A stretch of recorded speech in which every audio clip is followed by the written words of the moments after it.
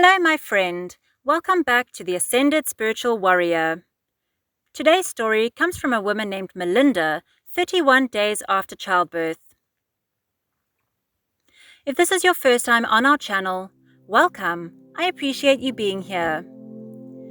These videos are meant to build faith in a world that seems to be faithless and to prove that there is life on the other side.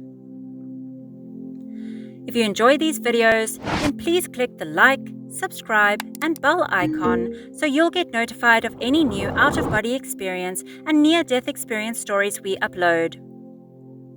For our return viewers, you know what to do. Grab a beverage, sit back, relax, and enjoy today's story. I woke up the morning of October 31st, 1990, from a strange dream that I was pregnant again. It felt like a baby was in the womb and my belly was round with a baby.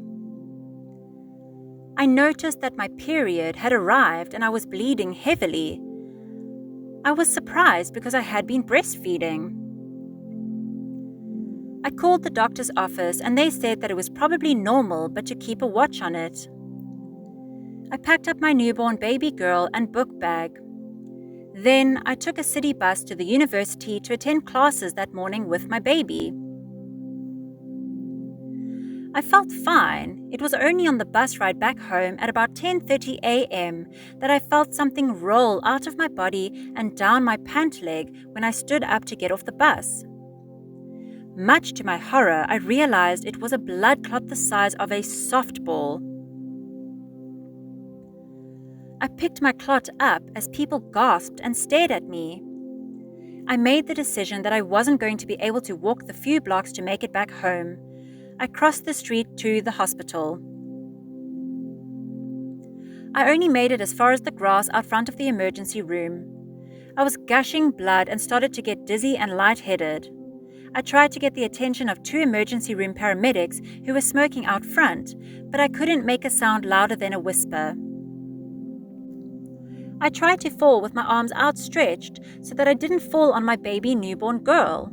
I passed out while falling to the ground with my baby in my arms. Next thing I remember was waking up in the emergency room. I was receiving emergency blood transfusions and told them that I had probably retained placenta from birth. They told me that they would need to do an emergency D&C to help scrape my uterus. I then was taken to surgery. I was in surgery 3 more times that day, yet they couldn't stop the bleeding. I was given an experimental drug that was supposed to seize my uterus and make it clamp down to get the blood loss to stop. It caused me to stop breathing instead. They were able to revive me and thought that they had fixed me. They took me to the maternity ward to recover and be reunited with my newborn daughter who needed to be breastfed. The nurse who helped me to deliver her on October 1st was just getting started on her shift. She brought me a plate of food to try to get me to eat. When I tried to sit up, the hemorrhaging started again and it was even worse than before. I was pretty weak. They called a crash cart and asked me for my parents' phone number. I was shaking, cold, and going into shock. They weren't able to get a reading on my blood pressure, and my resting heart rate started to elevate. It was going 130 beats per minute, and then it was going over 150 BPM. I was in pain because the blood was leaving my head and arms and legs. They stuck a big needle in my neck and started pumping blood directly into my neck. I knew that I was dying and not going to make it. My heart went up 180 and then over 200. The amount of pain was unbearable. I was scared and didn't want to die, but couldn't take pain anymore. Every cell in my body was screaming due to the lack of oxygen. I was given over 56 units of blood. I was scared, and so were the doctors and the nurse. I remember a doctor told me that they were going to operate and take my uterus out. He said that I might not survive the operation because I was so weak. I was asked to sign a medical waiver. A Catholic priest came into the room to give me my last prayers. I could no longer move or talk or blink. The pain was just too much. When my heart rate hit 220, I heard them say I was in defibrillation. They were trying to shock my heart. I couldn't even use my eyes anymore. I couldn't do anything. I couldn't breathe. I learned what it means to lose total control. At my darkest and lowest and saddest moment, I realized that I wasn't alone. I realized that I had a guardian angel just to the right of me. I knew his name was Michael. He was holding my hand. I realized that there was a second angel who was next to Michael. I rose above my body. I could see the doctors were very scared. I could see that my body was blue in color and in very grave condition. I was drawn into the hallway because I could hear my daughter crying for me. I tried to comfort the doctors and nurses. I wanted to tell them that it was okay. I could hear and see that nurses were fighting about me in the hallway and upset that I was taken up to the maternity ward. I should have been in the intensive care unit or the emergency room. At some point, a veil lifted. I was drawn into a long, dark tunnel that had a very bright, white light that was shining love. I could hear harps and saw my great-uncle Harry Ed and Aunt Vicky. I was in total bliss and happiness. I was home. I didn't want to go back. I had a life review where I saw every single event from my life. I saw every act of goodness and kindness. I saw every act of spite or ill will. I also got to see it from the other person's point of view.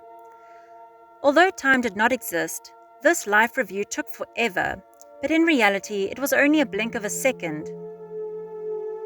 I didn't want to go back because I was surrounded by love and the light was God. I realized that we are all brothers and sisters. We all love each other very much, but we live in fear on earth, and that prevents us from realizing and remembering that we are all connected. I felt such incredible love.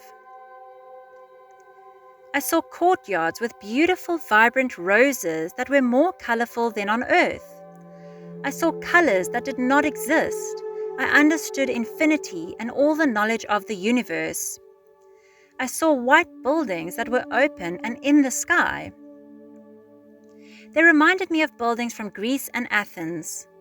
I saw the future for my children and I, where I came to understand that their father was not to play a role in our lives. I was told this so that I could be strong and still love him, even if he was away. I was liberated. I no longer had to love or try to please this person. I knew I had to go back, but I really wanted to stay. I knew that it would hurt to go back to my body. I truly knew that this was home. The bright light filled everything and was totally God's love, unconditional and filled with such joy and peace. I woke up in ICU. After resuming my life, I found that nothing in life was as hard as coming back. I found that school was easy and all of life's challenges are a breeze. I'm not afraid of death. I can read people's minds and see into the future. I see articles on TV or in the paper and I'm reading them 31 days into the future. I have dreams that come true and I get to visit Michael, the angel, or my loved ones or pets that have crossed over. I sometimes heal people or start engines or charge batteries or open doors with my mind. I've been the person to arrive to car accidents or suicides or drug overdoses of dozens of occasions. I have performed CPR and brought people back to earth or helped them to pass over. I was not surprised when the father of my child died a few years later. I had already been given that knowledge. Michael told me telepathically. We did not have to use words. I know when I'm going to die or may come close to it once again. I learned that everything we do matters. Even the person you smile to on your way to the bakery or work, even the creatures big and small that you bend over to pet. Nothing goes unnoticed. It all matters. My purpose is to stand up for the meek, to be compassionate, but most of all is to love.